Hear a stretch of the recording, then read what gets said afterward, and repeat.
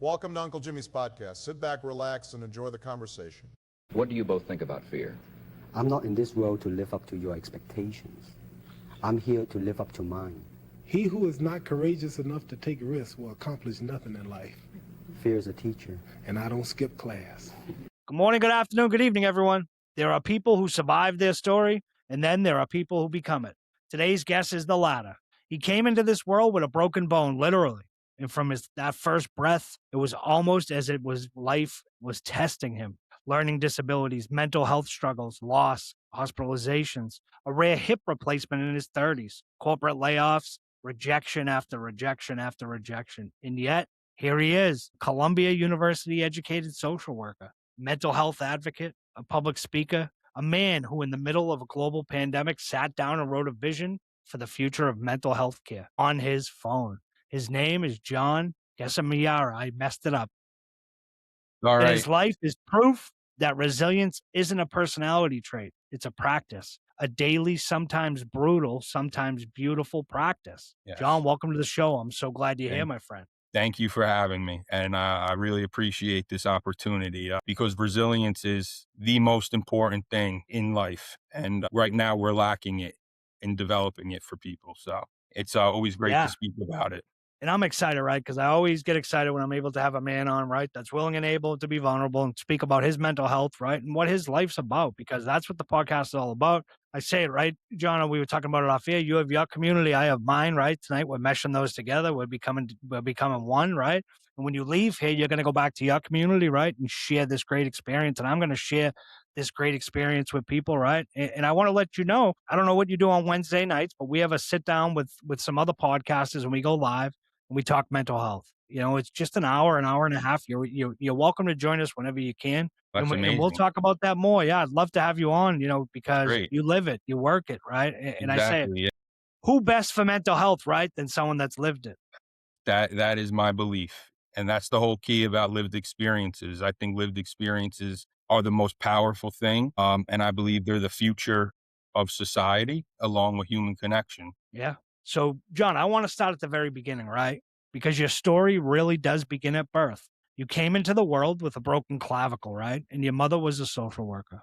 Yes. Looking back, does it feel like it was all setting the stage for who you were meant to become? You have no idea. Looking back at the first 22 years of my life, I actually ended up writing a memoir on it because for my healing process, there is so much trauma that happened during those 22 years that I did end up at, after the final incident that happened, I sat there in a hospital bed and I said, everything that happened to me from the time I had that broken clavicle was all about building armor because I knew that there was bigger reasons that I was here. And, as much pain as I went through, I just knew that, all of it right now is just made me bulletproof. And, I'm willing to do whatever it takes to, advance society, to save society, because it's crushing me to see, where it's heading. And I work with kids and I'm seeing what's happening with them. So, yes. So ever since looking back, it 100% has set the stage. Yeah. And it must be tough, right? Because in America, right, I feel like a lot of kids are being left behind right now. And speak on that, right? Because I feel, we're not going to get political because, everything can turn into political, but what I can say is a lot of programs have been cut, right? After school programs for kids, right? Some school lunches, right? People that make these decisions have no clue, right? That some of these kids, right? And some of these families rely on that, right? 100%. Rely on that breakfast in the morning, right? So now you got to think about it. The kid's coming into school, right? Mom and dad maybe didn't have any money for him. He's expecting lunch. Breakfast. He's not getting it anymore, right? So first off, he's not getting his nutrition. Then he's coming home, right? And you got mom and dad, like two ships in the night, right? Passing by because one has to go to work while the other one's coming home. And then you got a lot of these young kids at home. There's no supervision, right? More so that they're just trapped in the room with video games that I find that has been the video games, social media. Social media has been the ultimate downfall. I can't even get kids to go outside. To find a consequence for them is impossible almost because they're okay with staying inside. Whereas, us growing up, it's like, if you couldn't go outside, I was going crazy. Like, Crazy. I learned very quickly. I'm like, all right, I can't do that. Nowadays, No, it's like, it's I joke around as a social worker, but I say, "Yo, lock them outside," because it's like the opposite at this point. And like yeah, parents are struggling. Just to touch on the program piece, I work with a lot of families that are underserved and are dealing, and I've literally been doing this for 2 years. So I've gotten to see the way the system worked when it was built and funded. And then I've literally watched the decline. And I've literally watched clients of mine tell me, like, yo, they barely have any food or they can't afford food, especially now with the prices going up. yeah, So, I'm trying, everything I can to, get these kids, what they need. But at the end of the day, one person can only do so much. And that's why it's so important, for everybody to, take a step back. And if you're lucky enough to be in a position to provide something or to give a lending hand, to take a step back and just really think about what's going on in society, because there's a lot going on that people don't even realize, because a lot of people don't even want to look under the hood. And yeah. what's under the hood is more people than you think. And more people are just, nowadays, I think they're just worried about, getting by, right? And, I think what I love is what you said, right? Is only, one person can only do so much, right? But you got to think of this, John, right? All it takes is that one person, right? That's you, social worker, right? You got to think of it. If you don't show up, right? If you don't show up for your clients, for your kids, right? They can be like, oh, where's John, right? Where's John? But the work that you're doing every single day, right? Showing up, being you, being your authentic self, right?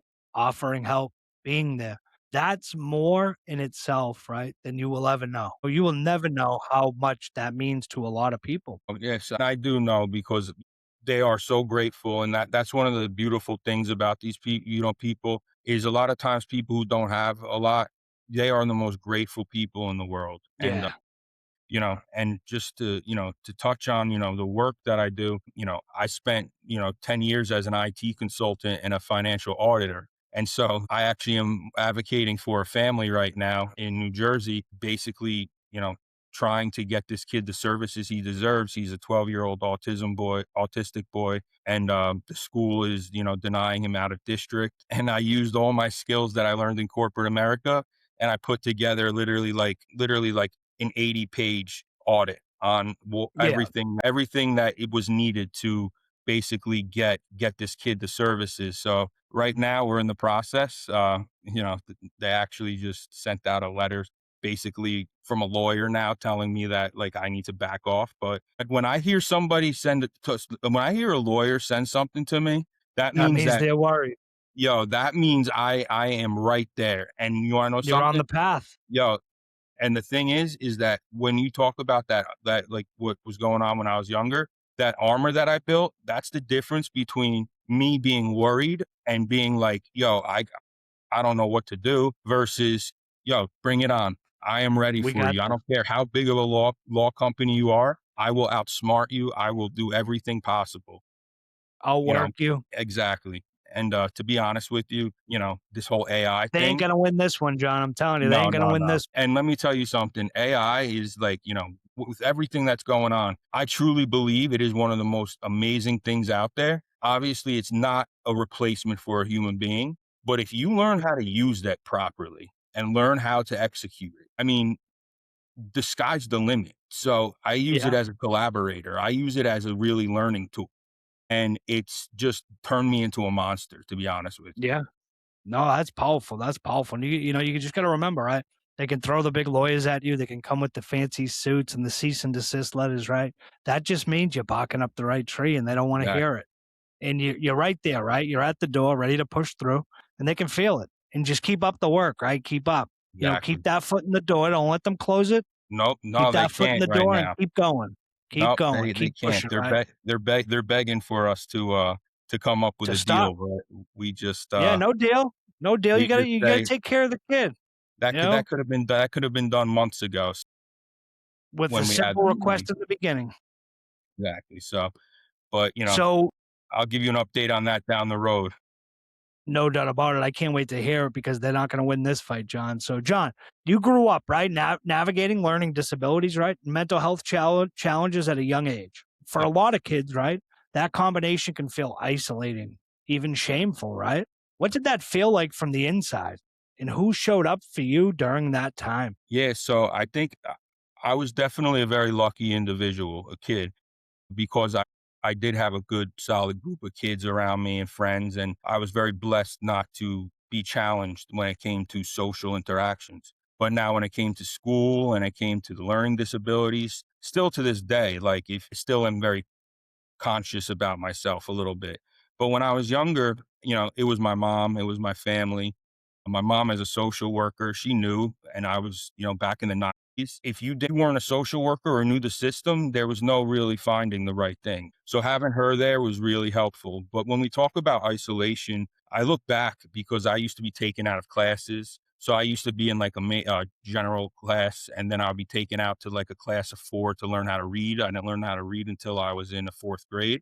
And so I look back and I'm like, and I'm working with all these kids and I'm like, it really did make me feel different, more so than I needed to. And also, I think just being pulled out and also having these labels. My friends were all in these gifted and talented classes. So it was really tough having to navigate that. But like I said, having that support from my mom is the same thing that I'm trying to do for other people right now because I know how isolating it is. Yeah, and in my struggles, right, that's where I found, when I look back now and I see it, right, when I isolated myself, come right home, go right to my room, go right to bed or right to the computer. And at the time, right, I thought being by myself was, great, and I thought, oh, I was okay, right? But I looked back and I wasn't okay, right? I was looking for for someone to reach out, right? For someone to talk to. And that's the hardest thing for me, right, John, when I was going through it. I kept everything in, but I did have a core group of people I could trust and that loved me and appreciated me, and I appreciated them, but I never, I kept it bottled up, which was one of the toughest things until it fully exploded, right? So, And what you just John, said you is mentioned, right? Sorry about exactly that, what brother. Go ahead. exactly what you were saying about the love, right? I work with all of these families. I've worked with hundreds of families now, like all over. And the key is at a younger age, the support and the love that you give your child. Yeah, When it comes to disciplining, you got to discipline. Don't act as like a friend or anything, but it's all about giving that love. It's all about giving that caring, nurturing, and biggest of all is, I got your back. I'm yeah, your parent. exactly. I got your back, and make the kid feel like they can go out and explore and know that, hey, if I mess up, they got my back. Obviously, I need to be smart as I get older, but that reassurance at that young age is the most powerful piece to what I Yeah, see with families. yeah. So you mentioned, right, that workers played a real role in your early life, right? What did it mean to a young John to have your mom in your corner like that? And did you know that, that back then you'd one day become one yourself, a social worker? No, to be honest with you, and, I've had social workers throughout my whole life, right? My mom I had social workers in school. They're the ones who helped me get my IEPs. Then I had social workers who were therapists. So I just like my whole 22 years was filled with social work in one way or another. And to be Yeah, honest with you, they were the people who were, the hope. They were the light at the end of the road that kept me going, that really helped. So yeah, having, my mom they was were there with definitely the lantern. exactly, and having my mom was, the key because when I was in 2nd grade or 3rd grade, our school district didn't have a program for reading, so I was really gonna be stranded. So if my mom wasn't a school social worker and wasn't aware of what is out there in the, late '90s, Yeah, I don't know if where I'd be reading where you'd be or how I'd today. be reading. So she was able to come in and she actually told the district about this program, Wilson program, and it was what really helped me learn how to read between like 3rd and 5th grade. So, but becoming one, honestly, in college, I went into finance. I have a finance degree. Social work was something I never even thought of. I knew I wanted to get Yeah, into psychology, but then, after my 10 years in corporate America and just, talking with my mom and, it's, it made sense. Social work is such a beautiful profession because it's so large. I mean, we yeah, are the system. We have 16 different types of social workers, and every single one of them is the most amazing person because they're so selfless and they literally and they're literally doing everything for other people, even though they know that we are underpaid, that we are burnt out. but we will always go that extra mile. Like just working with this family, everything's pro bono. I don't make Yeah. many money, but I put in over 100 hours doing this because the want to redo the system and break it because it's so wrong. That drive inside of me has kept me up at night doing all nighters, putting together this audit. I mean, it just is a driver. So social work has allowed me to take all of my experiences and utilize it. So it is a very beautiful profession that is sadly, getting, really overlooked and, not getting the support that it needs. Yeah, it's not getting the support and the love that it needs, right? Because it's such a vital job and it takes a certain type of person to be able to do it. Like you said, you're working on this one in Jersey, right? 100 hours pro bono, and it's not the money, right? It's not the compensation. It's the feeling, right? When it's done. And they come to you and he finally gets to go to the school that he needs to and gets the needs that he wants, right? And Exactly. again, the push there, nothing to do with money at all, right? The push is just to do the right thing. Exactly. And, dealing with, this kid, it's obviously he's my main concern, but it's bigger than that because there's other kids in these classes. And if they're being overlooked, then as a social worker, I'm obligated to really think about them as well. And Yeah. for me, I'm a systems person. So I just think of systems and I just see current systems and how much I want to dismantle them. And that's exactly what I'm doing in this school district. Yeah. So I don't even know who that is. Let's fast forward, right? You built a successful decade-long career as a process consultant in corporate America. On the outside, things look solid, but you were also privately navigating a mental health condition the whole time. What was that like holding those two worlds together? Extremely difficult, especially, prior to COVID because mental health was still this taboo thing. And like, I was part of all of these organizations. I used to travel the country and, go to different states and do talks. And people would look at me like, yo, why are you like, what are you doing why are you so involved with mental health? But there was something inside of me that knew the importance of it. But like you said, I was first diagnosed with bipolar, well, later in life, but started, having a mental health condition when I was in 6th grade. So I kind of grew up with it. And from that day, from, middle school, I kind of have lived these two different lives. And Hey, it was always difficult to navigate. So when I got out of college and into corporate America, I always say, the work that I do outside of in the mental health is what kept me going. It wasn't the corporate yeah. America work, but to live the two separate lives. I even tried to do something at my workplace and got turned down. So it was really hard. And the biggest thing is my wife now, I remember, and just goes to show you how wild it is. I remember going into the bathroom and taking my medicine because I was so embarrassed to take medicine in front Yeah. of her. And it's like, because I just met her and like, this was my life. This is what I had to think of because I was so like worried. And then, all of a sudden 2020 came and, mental health, became the main topic, um, which I also have my own thoughts on, but I was Yeah. very glad to see it become, more talked about. But yeah, I lived two different lives and it was really hard to navigate that. But like I said, the resilience I built throughout my upbringing, that is what there was nothing's going to stop me. And so to Nothing. the point where I wanted to redo systems so bad that I actually disclosed my mental health condition to my company just so Yeah. I can experience what it was like to go through the process so that I Yeah. know how to improve it. Because if you don't experience it, then you really truly don't know. Yeah. And if you think you do, come email me, talk to me, and I love to hear how that plays out. But No, you gotta exactly. have that firsthand experience. So, John, right, you've been open about your journey through the mental health system, right? Hospitalizations, outpatient programs, medication changes. That takes enormous courage, right, to talk about publicly. Yeah. When did you decide the story wasn't something to hide, but something to share? So it was actually after I was sitting in the hospital bed. This is just craziness. I played college lacrosse. I went from a walk on to a preseason All American, and I didn't get to finish out the season fully because I actually took a shot to private area and ended up rupturing. Right. And so I'm Yeah. sitting in the hospital bed. I had You can't emergency get in front of those surgery. lacrosse balls, John. You Yeah. should know better. I'm a go. Fuck. Fuck. John, I knew there was something off about you. I knew it. And I'm not saying Listen, this to be mean. No, I played lacrosse in high school and wanted to play in college so bad. Any kid I played lacrosse with that played goalie was crazy.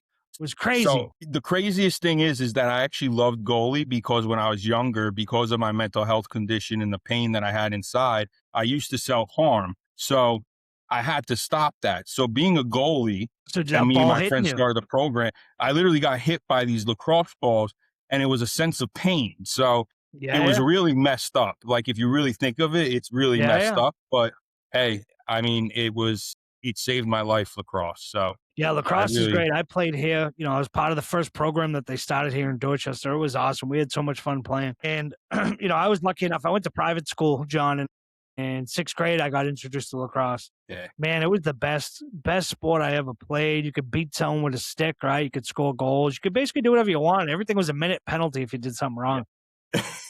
I know it's an amazing You sport. know, it's just like archaic, right? But it's so fun. And one of the things is, John, I didn't know that. So you played lax in college, right? You said you were a walk on at Columbia. Yeah, no, not at Columbia. So I went for my finance degree at Kane University in New Jersey. So I played Okay. lacrosse, Division III lacrosse. Yeah, Then yeah. when I went to get my master's of social work, I went to Columbia. So, Columbia. I was a kid who barely got into this college that anybody can get into. I actually had to get into it through a program that I was lucky enough to get into. And then I didn't stop and I was able to, go to Columbia. So, I That's mean, if you awesome. look at from, where, I was and, where I've gotten, but just to go back to your question about the story. So it was during that time I was sitting in the hospital bed that day, and I remember just reviewing and reliving everything that's happened in my life because it's just constant loss. I was in a car accident in eighth grade that I almost died and lost my leg. There was just always constant traumas, and I look back and I'm like, damn, this all happened for a reason. And when I finished up college and I finished up lacrosse, I had all this time. And that's actually when I started writing this memoir. So I actually have a memoir written. It's like, 15 Where years can people ago. get it? Well, it's not published because it's done. I'm waiting for the time to meet the right person to publish it and also work with them. But the point is that I use that as a healing time. So I was using it as a way to cope. So I would write out all of this stuff, and I ended up being like, yeah, let me just write a book. So I ended up writing this long memoir, and I used to go to like writing instructors to teach me how to write narratives and just, all of these different things. So I went from not knowing how to read and write when I was in second grade to writing this memoir. So it was just kind of ironic. But Yeah. when I got out of college, I had all this time and I also was lost. I think I lost my identity in a way because I no longer was this lacrosse player. Yeah. And then I was also this scared person with mental health who now has to go out into corporate America and try and get this job. That's when I actually joined NAMI, National Alliance for Mental Illness, Yeah. Union County, which is a county chapter. And there I met the most incredible people. And it's what also saved my life because it gave me a place where I can feel normal, where I can start to open up about myself and not Be feel yourself. judged. And so it was, I remember it perfectly. I got invited to go to this county college. And, I actually ended up becoming friends with this guy that just got out of prison, and he's the most amazing guy. And we went and talked about our stories. And the first time I did it, I actually cried because it was the first time I actually was talking about my life and Yeah. just the torture and the pain and everything that came with it. So, And that being was open when about it. so yeah, when I was about 23 years old, and then ever since then, I just was like, F it, yeah. This is like I saw what it did for people because people came up after and were just like, yeah, everyone had something to say because they experienced some aspect of it. Yeah, yeah, yeah. And right from then, I was just like, that's it. Like, I don't care about anything. I'm going out there and I'm going to share this story because it needs to be heard and people obviously benefit from it because I don't want other people feeling alone. Exactly. And that's the thing, right? And I say this to people, my mental health community, right? Not just here on the podcast, but in life, right? It's the most powerful community you'll ever experience. I have a good friend, Maddie Andrews, who I met months ago on the podcast. I interviewed her, and I didn't have a segment Mental Health Mondays, and I met her, and she has schizoaffective bipolar. I interviewed her, and we talked after, and it was so powerful that I started Mental Health Mondays because of her, because she's at the University of North Carolina. She's a social worker. She has a J&E support group. She runs a support group, right? She's doing so much. It's so powerful because she has this. The crazy thing about it, schizobipolar, the affective disorder is that there's no cure for that. There's No, no, it's all you about know, even myself with being diagnosed with bipolar 2 and yeah, the moods and everything. Listen, it's all about being aware, learning your yeah, triggers. But the yeah, biggest thing is sleep. Sleep is the biggest trigger whatsoever. But it kind of is like counterintuitive because then, when I'm in a hypomanic state, then I stay up all night and I just crank out work and it's just like a beautiful thing. But then I'm like, a couple days later after like 48 hours of not sleeping and like, then it's like, so it's important because there is no cure for that type of stuff. So yeah, yeah. And it was powerful to see, right? Everything she's been through and everything she's doing, the powerful things that she's doing with the support group, powerful things. She has a podcast called Voice of the Voiceless, co-host with buddy of mine, Pete versus Anxiety Pod, and it's just powerful. This community that I had on my own outside of the podcast, now with the podcast, it's such welcoming people and lived experience, right? Shared experience. And what I love is that nobody compares their lives to, or their struggles to anyone else. We just sit and we talk about it, triggers, some coping mechanisms, right? We talk about often, which I talk about quite often. You can text or call 988, right? Crisis, and suicide hotline if you feel like you have nobody. If you are going through something, and for men, it's okay not to be okay, but you got to realize it and you have to talk to somebody. Find someone that you feel comfortable with, right? Find somebody you can reach out to. And if you can't and you feel like you don't, text or call 988. They're professionals. They're there 24/7, 365. I say it often. People ask me, "You really use it?" And I go, I can't tell you how many times I've woke up at 2, 3 in the morning, right? And I know nobody's around and nobody's going to answer the phone. So I said 988. I call 15, 20, 25 minutes later, having a conversation. Okay, I feel much better, right? A trigger came on. I was feeling some type of way. They're the best. 988, the yeah, best. it is. It's sad to see that there's, the funding for it is, getting Drying cut, up. and it's just crazy with all of this. And it's, the way that you explain needing somebody to talk to, because sometimes you just need somebody to talk to. That's it. That is exactly Talk to. why I built this company that I did, was because I believe that there's all these social workers out there who aren't therapists, who have the most beautiful stories, the most amazing experience, and they're all social workers, right? We're Yeah. all trained to help people, but in this country, we don't actually allow people who don't have like an LCSW, the clinical, to technically go and help people. And I was like, well, this is a waste of people, like the most amazing people. And I also believe, like you said, having somebody that you know and trust and that you're able to call makes life so much easier. So what I did is that is exactly what I built this model off of, is that, you go, you find a social worker based on common lived experiences, you build a relationship with them. And so that you have somebody that you can call for really anything. Right. And, you know, it's really truly preventative care, which isn't done in this country because, we can't rely only on 988, right? As great as it Yeah, is, correct. it's, we should, That's another there's tool. exactly.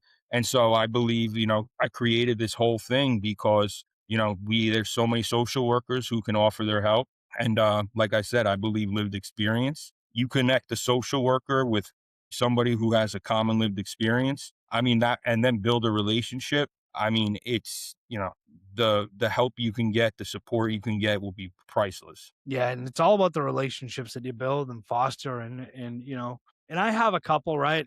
And big shout out to them that are always there when the phone rings and always call, I can always count on. I know who you are.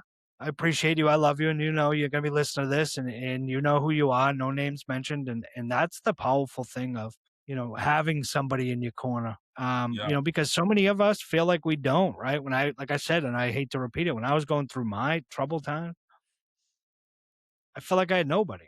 right? I could be in a room of 500 people and I still felt alone. Yeah. It was, And, like you just said, know someone in your corner. And that's exactly what I believe in. So I couldn't actually use the word social yeah, worker, because technically, if you're not this licensed person, social worker, you can't call yourself a social worker, which is wild. But it's okay to, you can't call yourself a social worker, but you went to school for 2 years and did all of this work, but you can't do anything with it.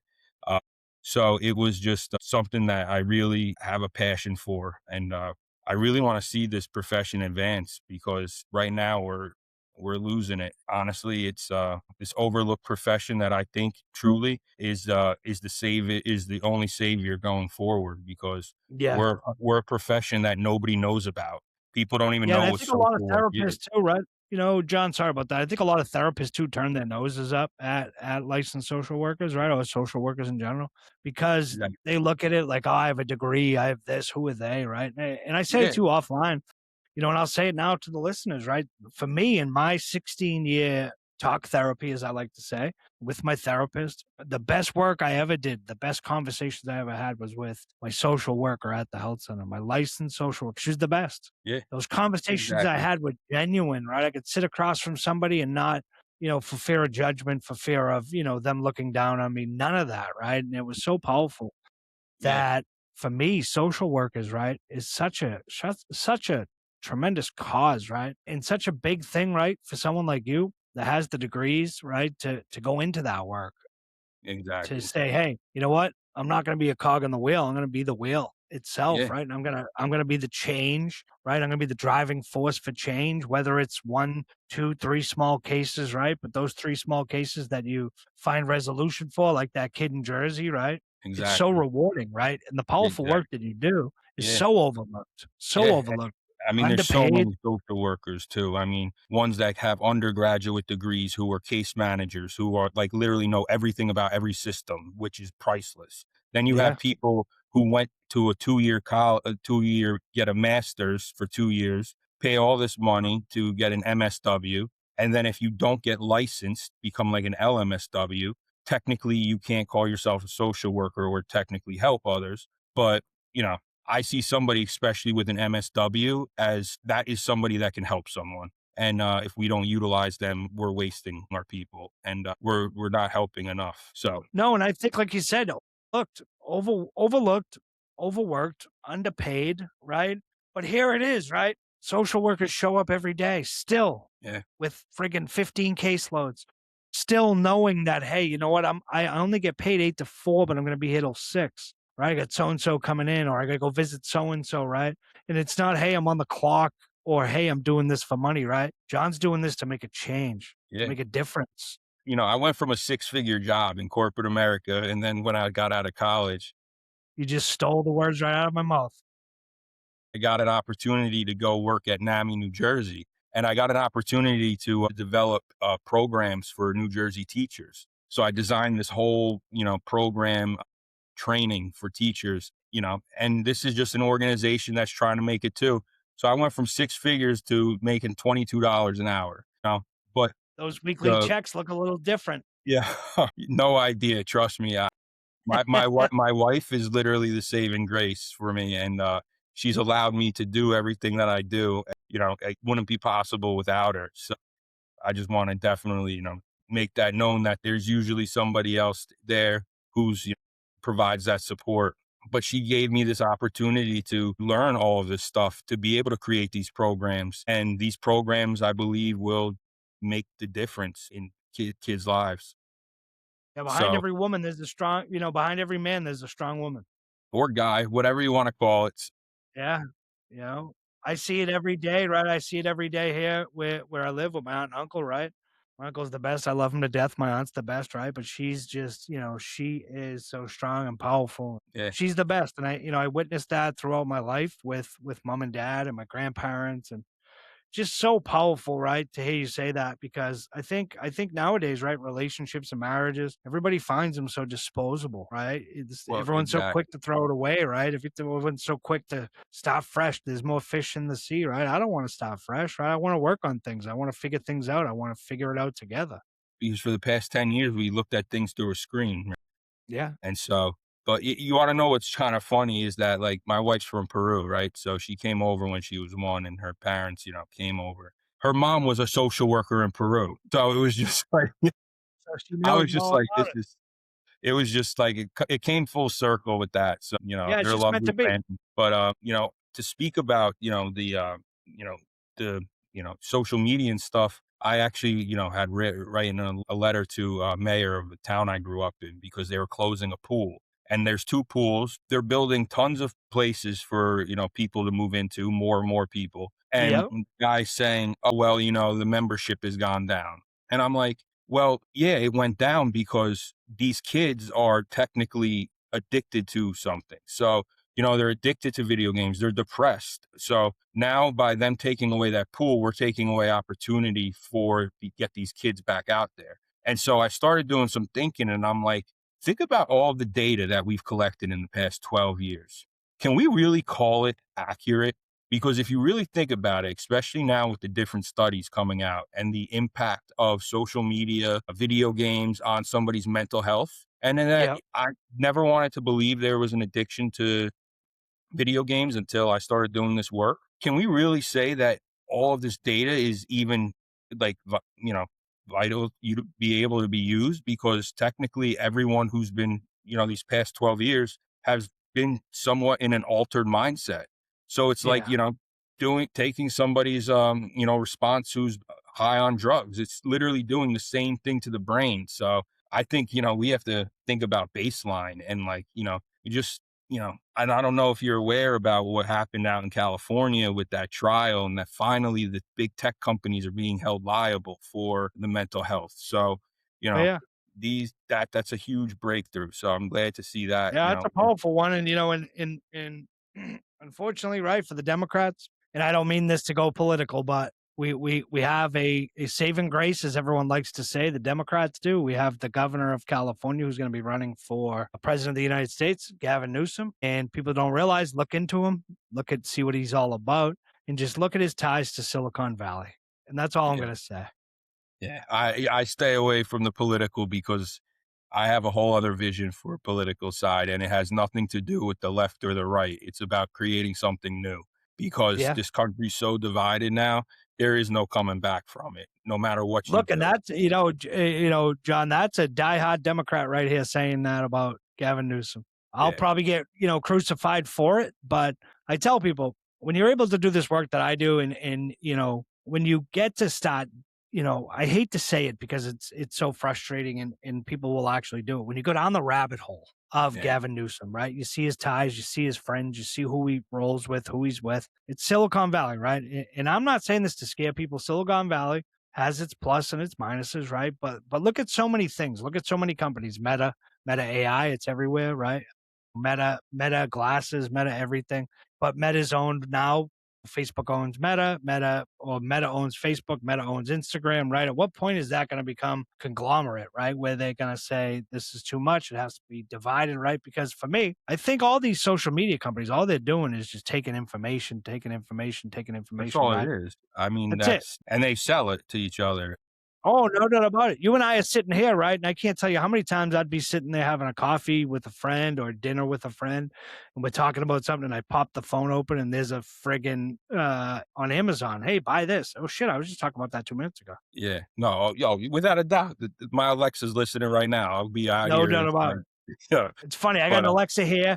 I got an Alexa in the bedroom. People like you. The only thing I do is just disable the camera, but I don't even give a fuck. Watch, excuse me, but watch me. I don't care what you do. I'm not doing anything wrong, right? So John, right in 2016, you had a rare hip replacement, right? And in the yeah, I was age, 26 years old, yeah, and the age, 27. most people aren't even thinking about that, right? You could have let that knock you flat, right? Instead, you reframed it.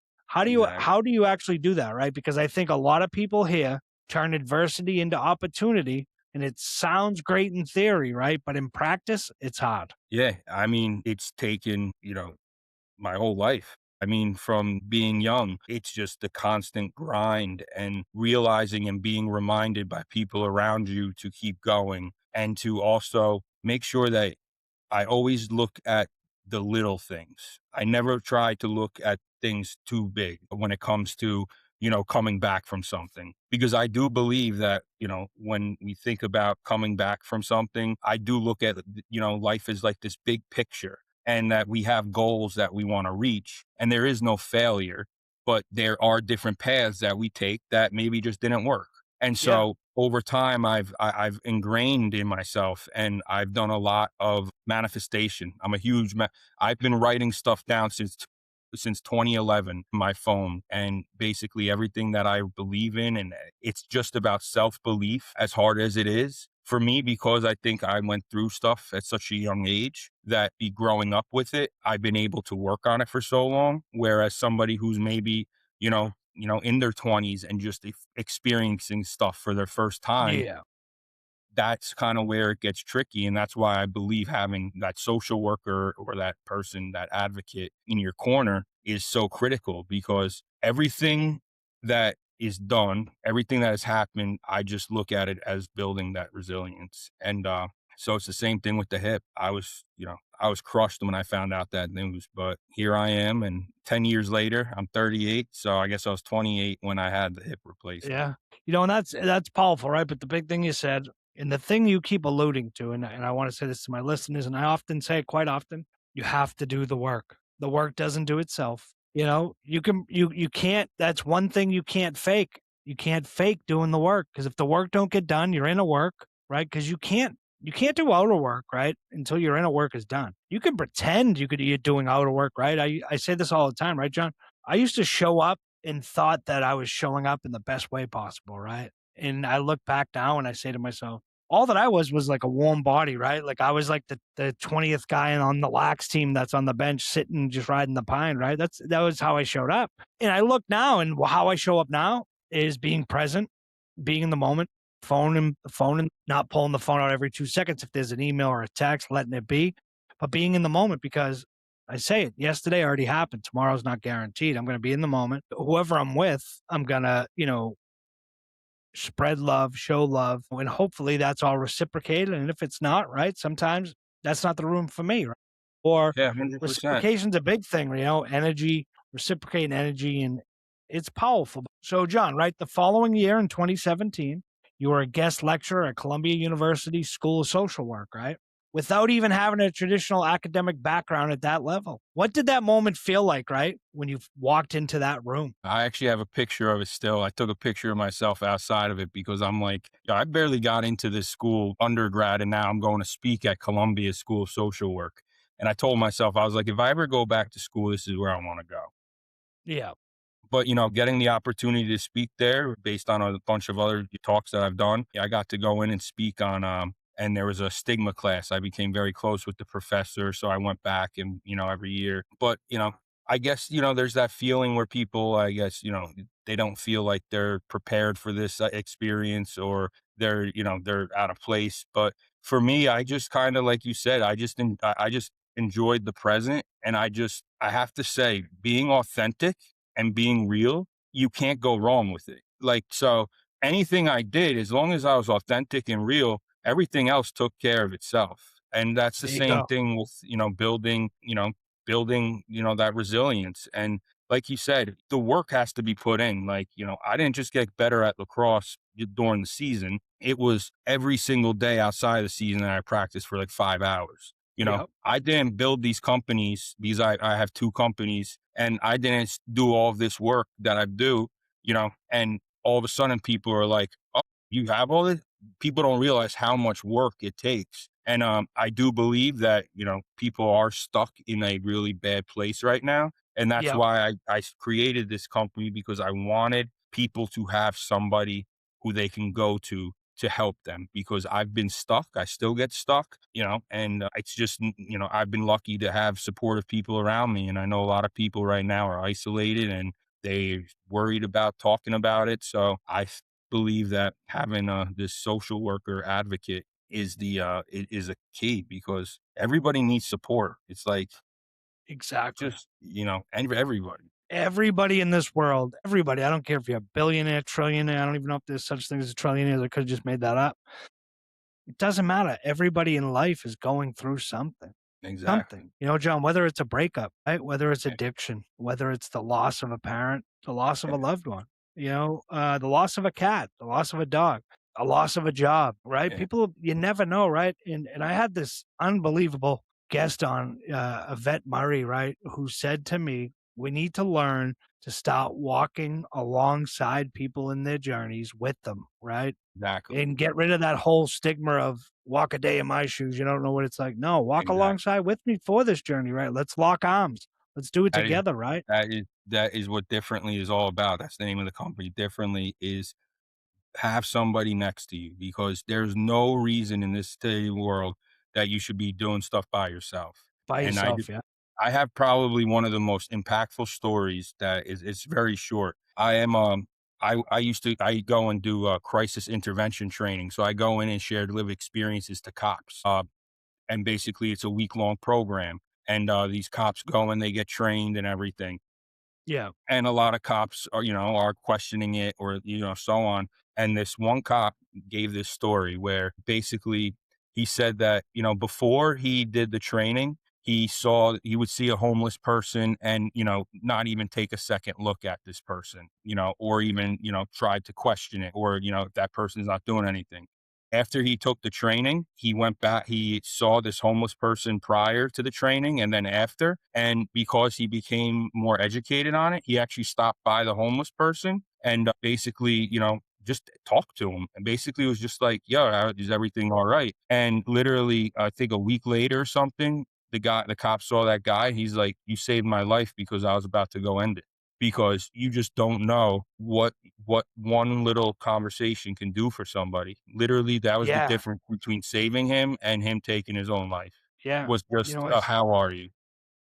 exactly. And I say that, John, right in the morning, right? Hold the door for somebody. Well, this morning I was at Dunkin' Donuts and it was funny because, I was waiting for my coffee and there was a guy and a girl that came in. They got their coffee before me, iced coffee. So I grabbed the straws and handed to them. Hey, have a great day, right? Big smile on their face.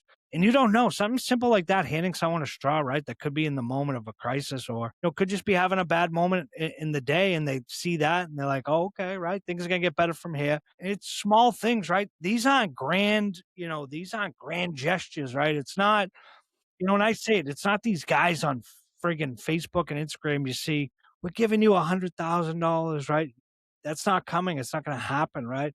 Don't think about that. What I think about is the small gestures of holding the door, right? Sometimes I do a gratitude Thursday. If I got a couple extra bucks, right? When I get the coffee in the morning, I grab the car behind me, right? Just away. And they say, I always tell them, hey, just tell them gratitude Thursday, pay it back, pay it forward, I right? love it, pay it forward. And no, I love Small everything things.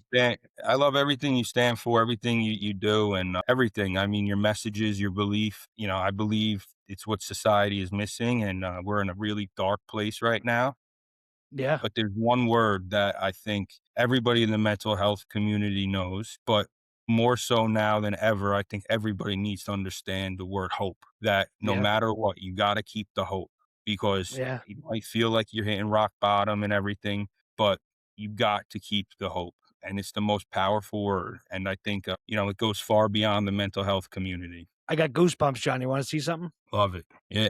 I had a Yeah. friend I made in Colombia. He had hope written on his arm. And it's something that, I learned, when I got out of college, being at NAMI and working with families. And Yeah. I would just talk to them, and I would see their eyes light up because they were talking to somebody that is living with what their kid is going through. And Yeah. they we gave them hope, and that changed everything. And so that Everything. it's just, people, and that's what I just drives me crazy, is these little things, literally, like I just said, could literally save someone's life. Like, you don't know what somebody's going through, No, it's so a small thing, right, John? I do too, right? If I'm out and about, right, and I do smoke cigarettes, it's a bad habit that I have.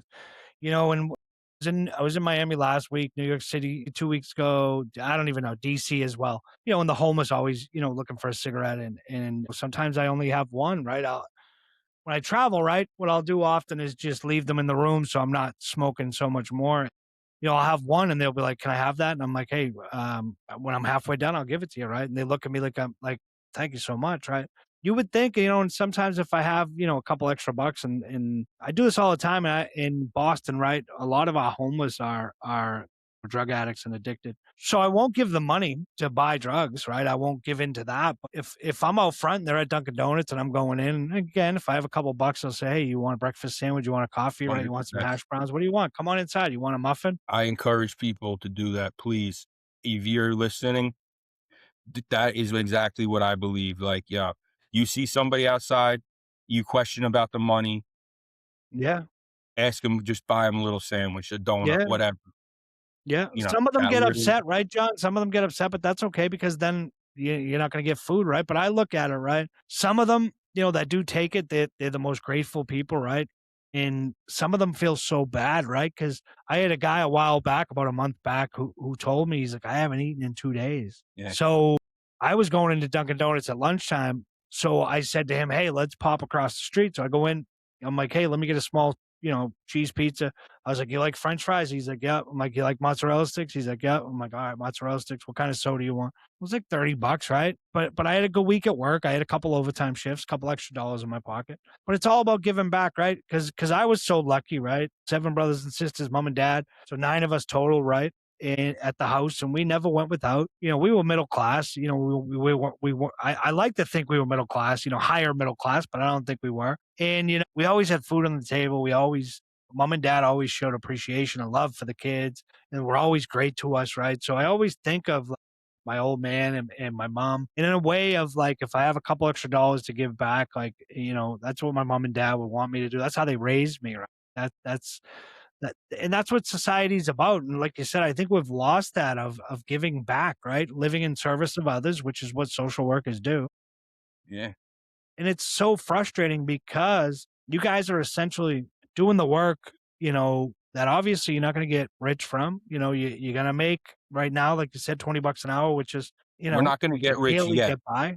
We're not going to get Huh? rich. I said we're not going to get No. rich yet. I do believe that there will be a shift where social workers come out on top with all this Oh, AI there will stuff, be. Believe me. We're going to have that because conversation after. We're going to have the conversation after this podcast. We can't get into it because no, big no, things no, are no. coming, right? So And just to real quick, you brought up homeless people. I actually love talking with homeless people, and I used to spend time just talking and making friends with them, even here in yeah, New Jersey or in New York when I lived there.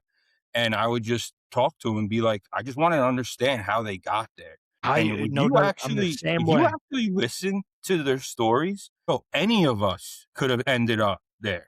It's just, bad situation, or if a family just totally deserted them. Biggest thing is that a lot of them are vets. And Yeah, I'm a huge person who does a lot of work for vets. And, a lot of vets out there. and I just, I just, and I talked to this one homeless guy and I was like, what is it that like, that you really are looking for? He's just like, I just want a chance. I just want the biggest thing. And I have to say it right now because the society is missing it, is purpose. This guy wanted was purpose. And so one of the shops allowed him to sweep outside. And that gave him such relief because he Yeah, felt a sense of purpose. And right yeah, now, I think in society, a lot of people have lost that sense of purpose. yeah. And I think as a whole, right, society itself has lost its way. And Yeah. sorry about that. I'm just grabbing a blanket because it was 90 degrees here today, and I finally put my AC in, and it's freezing cold. And so, yeah, I think society itself, and I'm not, shaming society. And I say this, right? I'm the same way, John, right? I talk to the homeless people. And it's not that I can solve their problems, right? I can't. But I want to get an understanding of how they got there and how they got into the situation, right? And like you said, we're all one wrong, bad decision away from doing that, right? Look, these people that are homeless on the streets, they don't want to be homeless. No, You know, not at all. people need to realize that, right? And don't look down at them. Don't give them a look, right? If you don't have a dollar to give them, don't give them anything. Don't say, just keep moving. Don't look down at, like, I see so many people, right? You get into fights and arguments with them, like, get a job. Like, why do you gotta be an asshole? Yeah. It's Yeah, you because think this guy wants to fucking be out here with a 7-Eleven cup asking for change? because at the end of the day, that person who's doing that has his own issues inside because he's probably not happy with himself because for some reason. So what is a bully? Yeah, Somebody who, yeah. does that type of action to make Yeah, but don't themselves take it out on the homeless. Yeah. They got So enough going on as it is, right? We yeah. were at dinner the other night in Miami and we had some leftovers And I was like, hey, bag that up. And they were like, why? I said, I'm going to drop it off. There was a homeless guy sleeping on the street, right down the street from our hotel. And he was sleeping when we went by, but I left it right by him, right? There was some, pretzels and a few other things. And the guys are like, wow, I never thought of that. And I'm like, yeah, we didn't finish it. Let's just give it to somebody that can use it, right? And people, there's so much waste in America, and we concentrate on the wrong things. So 100%. much, right? So, John, and then, right, what I only can describe as a moment of destiny, right? An email arrives from Columbia. Deadline extended, complete your application. You had started an application years before. What went through your mind when you saw that? I think a year and a half prior to 2020, I had, after doing a lot of talks at Columbia and talking to my mom and stuff, and just, being in the mental health field, I started thinking about going to Columbia, applying for social work. I was a consultant for all these years, and, I was just, I knew that I needed to make a change. So I did open up this application. I never actually ended up doing anything with it because I told myself, listen, I've been a consultant for almost 10 years. I have to give the business world another chance where maybe I can go work in a in-house somewhere and see how that works out before I go and switch a whole career, because consulting and being in-house is two different worlds, right? Two totally different worlds. Yeah. So when I went laid off, and listen, I haven't done anything with Columbia for like that year. I mean, I made it to all these interviews. I made it to the final round for all big companies, and I never got the job. But then when I got laid off, and I was sitting there and at home with the computer, and it pops up, the extension is extended. And I was like, all right, I mean, if this isn't a sign, and, I was just like, and it all worked out because I already did so much work for the community and so involved that I was able to get my reference letters. I was able to do everything, within the time. So I was You able made a to, bold declaration, didn't you? yeah, I did. When That the I whole, will and I only still, apply to Columbia if I get in. It was meant to exactly. be. That's a Exactly. tremendous leap of faith, right? Where did that Exactly. certainty come from? Exactly. I don't know. I'm a huge believer in the universe. I'm a huge believer in energy, and I Yeah. believe that everything happens for a reason. And Yeah, I people meet think for a reason. You meet the guy on the street, the girl on the street, exactly. every nothing is coincidence. It's And all, so yeah. I made it to all these final rounds at Meta, all these places, and I never got it. So so that was a message too. It's like, John, stop trying business. Like, move the Yeah, other enough's way. enough. And getting laid off was hard. Definitely not the easiest thing. But at the end of the day, it was a blessing in disguise as well, because it gave me that opportunity. But yeah, I told myself and my wife, I was like, listen, if it's meant to be, I'm only applying to Columbia. I could apply to a few other places that extended.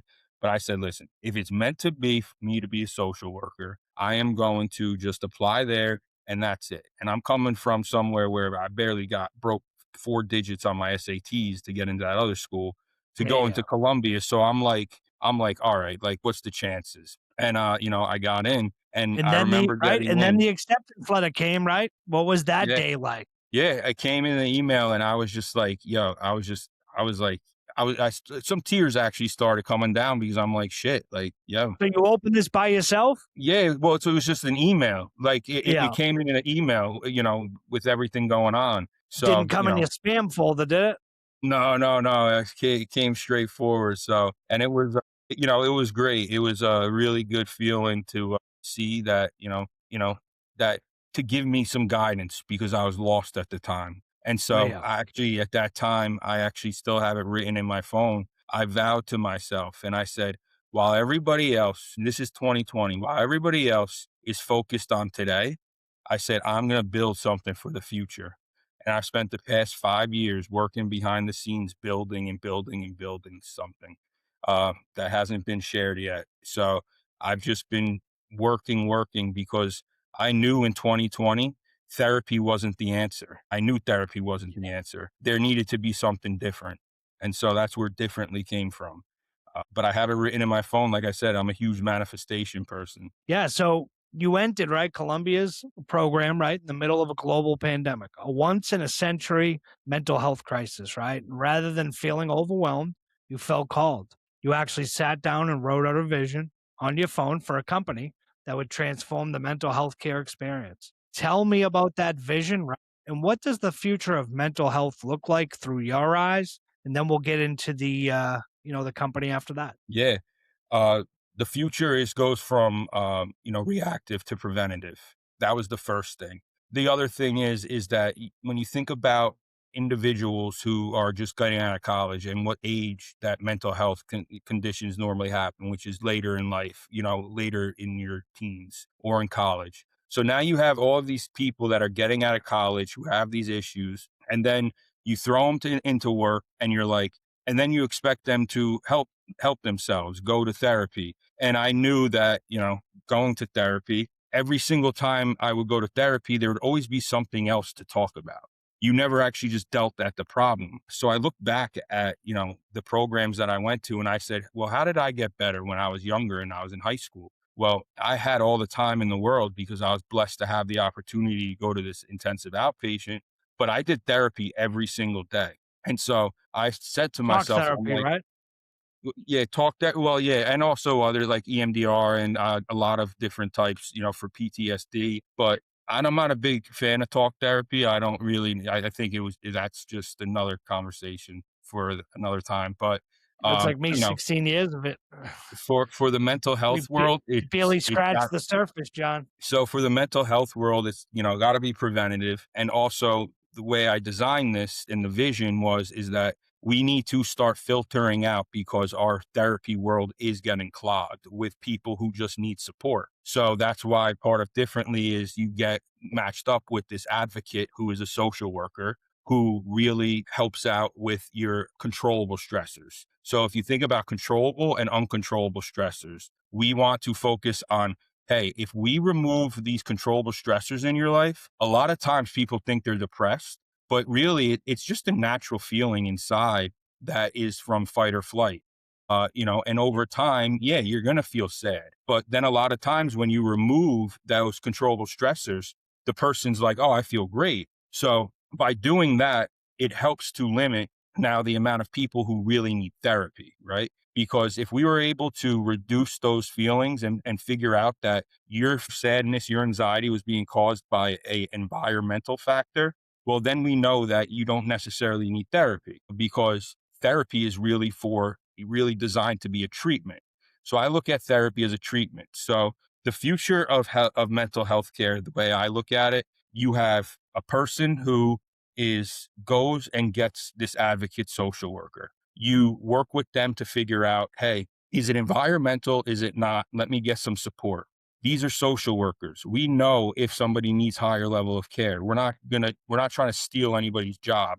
We're Yeah. trying to organize the system. And so then Streamline the process. exactly. So then the belief is that once that person does need therapy, that you have now this social worker who is going to be there before, during, and after. Because in order to truly get better, an hour a week is not going to be enough. So what you do is you actually go to therapy and focus on the actual condition that you have. So say if it's OCD, somebody with OCD, when I was doing private practice, people used to come in and they used to be like, we have something to focus on, but every week there was something else. So I said, well, we need somebody to help manage that so that person could focus on that.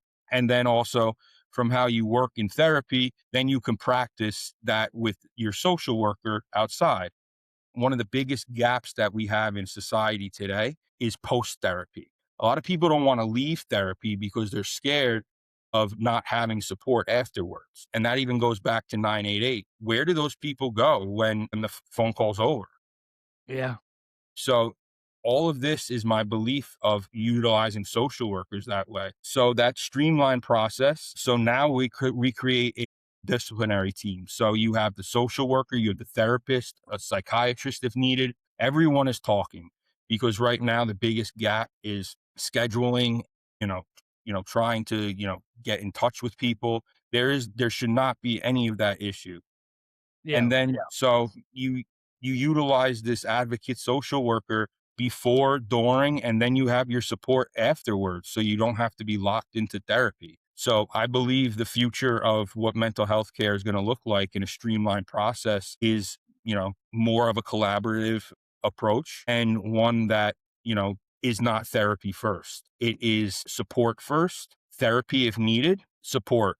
And then you have, your med management, whatever you need. So that's the way I designed it. And that's the way, I'm trying to implement it, because right now, therapists are, they don't have, there's not enough of them. And Yeah. to be honest with you, therapy's become more of a privilege now than anything because of all these private practices. So if we can figure out a way to get everything under one roof, I truly think that, everything is solvable. I think there's a solution for everything. Like I said, I've been working on it for years, and I have tons of other solutions, and that can only happen because of the experiences I've had. John, where can people find your company? It's differently.net. It's diffrently. It's missing the E because when I was younger with my learning disabilities, I never heard the E. So it's differently. So you miss that, you leave that E out. So it's diffrently.net. We focus a lot on connecting people with, advocates, we call them. And, for, parenting, for elderly care. If you think about what social workers are, there's 16 different types. So we are the system. So all of those people, out there need help, and, we are the system. So instead of you going to the system, my belief is why not bring the system to you? Yeah. Yeah. And I think that's the crazy thing, right? Is like you said, bring the system to you. Yeah.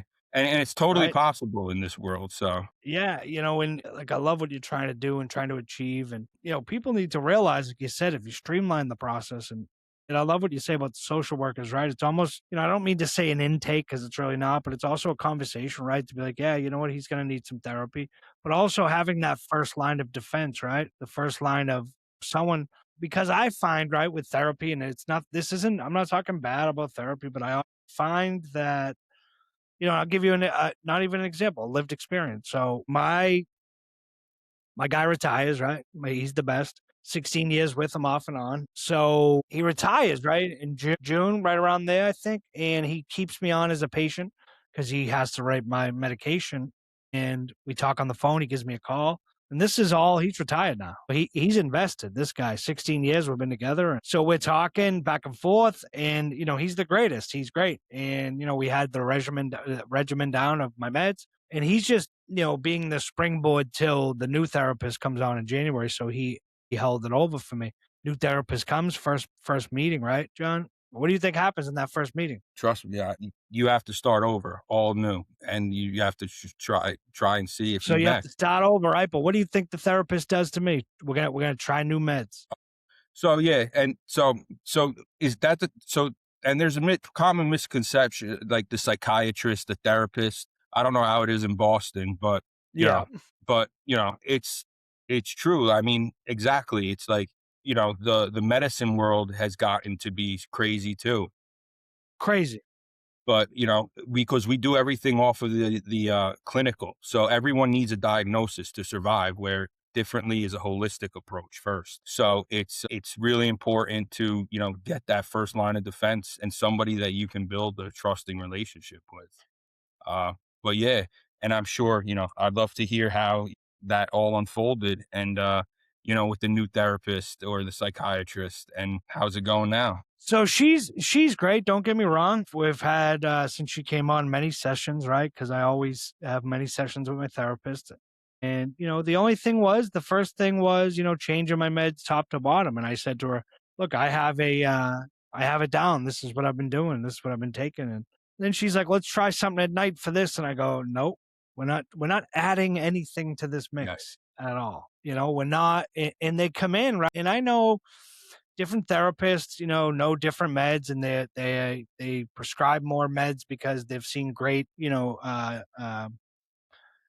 great examples, people that have come in and there's been life-changing events because the medications has helped them. And I appreciated her, right, taking the time, but The one thing my therapist and my primary care doctor and my endocrinologist and all my doctors get frustrated with me for is when they sit there with me and tell me, hey, we're going to put you on a new med. And I look at them and I say, can you do me a favor? Can you print up what this is, what you're talking about? Let me consult with myself when I go home and I'll give you an answer in a couple of days. Yeah. Well, what do you mean? This is what we're telling you should take. No, I'm going to look it up, right? I'm going to look it up, see the side effects, see, if it's what I need. My endocrinologist is the best. He's like, yeah, no problem. No problem. There's no pressure. If you don't want to take it, he goes, this is just something that will bind with this. And they're always coming up with something that this will bind with this overnight. This will bind with this and push it more. It's like, how many meds can I take, right? And for people, right, that are listening on YouTube, if you click that link differently right there that popped up, it's going to bring you right to his website, right to John's website. Yeah, and you thank pop you. right on it differently. Yeah. You know, And real quick. Yeah, sorry. Go ahead, brother. No, I was just going to say about the medicine because it's very important what I'm going to say because this is just my experience and from I am a therapist as well, and I take 4 medications. I took lithium until I had to get off of it because I had kidney problems. But the whole thing is that even myself, I have bipolar 2. And when I don't feel well, I never just go, I need a medicine change. What I do is before anything, I take a step back and I look at my environmental stressors. Yeah. What is the surrounding, what's happening in my life? Because I don't want to just go change medicine or get put on more medicine when realistically I'm just stressed out about work. And if I can figure out work, then why mess around more medicine? So it's important to make sure and I love what you just said. Print it out. Let me go home. Let me evaluate it. And I'd love that. Yeah, because, for people that are going through it, right, mental health especially, you can say no. Yeah.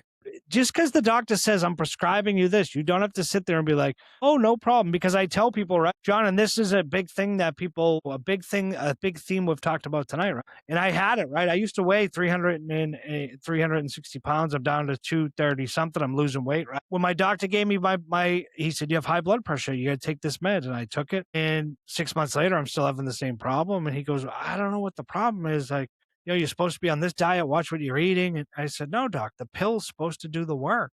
And that's when I looked at myself and I'm like, yeah, the pill, even in mental health, right? The pill is not going to fix you. The work is going to fix you. The pill is going to help you, right? Do the work and do all that and keep you stabilized. But exactly, just because you got the pill doesn't mean you're great now. The work still has to be done. So, and that's how I explain it to families is because medicine is something a lot of people are skeptical about, and rightfully so. Am I going to need it for the rest of my life and so on? And I explain to people that medicine, especially for if it's like depression or something like that, or even more for even serious mental health conditions, it's a crutch. It's not supposed to be anything but to get you up to be able to do the work. It is not supposed to be the limitless pill. Yeah. Got to put in the work because at the end of the day, it's either something inside you got to work on or you got to figure out it's something environmental. I always ask people, I'm like, where's your dream vacation? And they have kids or whatever. And I say, okay, if I send you on a dream vacation, no kids, all inclusive, everything like that, think of no work. How would you feel? People are like, oh, that would feel great. Then I'm like, go evaluate your environmental stressors because if you were actually clinically depressed, there's no shot that anything is going to make me happy. It's going to make you happy. Especially when I'm in like a depressive state. I'm not getting out of bed. I'm not thinking positive. But now if you're able to be like, that's such a relief, then focus on your environmental, do an analysis on your environmental stressors first. And that's kind of why I said, go see an advocate, a social worker, and talk to them about the medicine. Have somebody professional. Now with all this information, we need a place where we can trust somebody. And that's kind of also what I wanted to make sure is available to people. Trust somebody. That's the big key word. Trust somebody. And I say this to people, and it's the hottest thing I'm going to say because it's tough right now. To get an appointment with a therapist is tough. It's a struggle. Yes. And, you may get a call and say, hey, 6 months, wait, 3 months, wait. We don't take your health insurance. We don't take this. It's only cash, right? It's a struggle right now. But I do say to people, and I don't mean this in a bad way, just because you get paired up with a therapist does not mean you have to stay with that therapist. But listen to what I'm going to say. For people that are struggling and that going through it, I can tell you this, and I mean it from the bottom of my heart. If you get a therapist you do not like, you can change your therapist, but please stay with that therapist until you can get another appointment, or you can go see another therapist or psychiatrist, because you may get one and say, hey, 3 months, and then you go in 3 months and you say, I hate this guy, I'm never going back to him, I'm going to find a new one. Well, that 3 months now wait is now 6 months, or it could be 9 months, could be a So, year. So stay with it of till course. you're able to get a new one.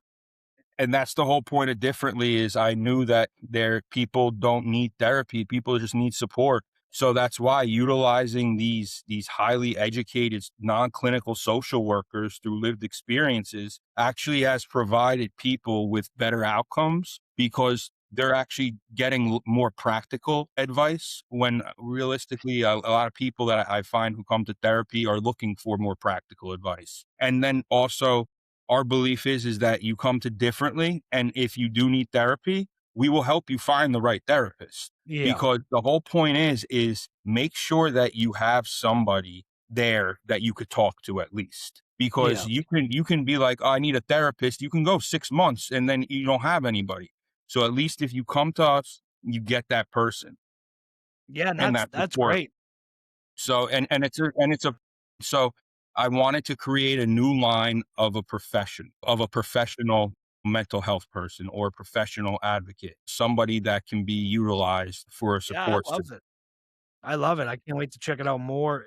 And John, one of the big things too is you were just talking about somebody to talk to, because it's tough. It's tough out there, and again, we've said it, right. The people going through many challenges right now: financial, housing, food, right.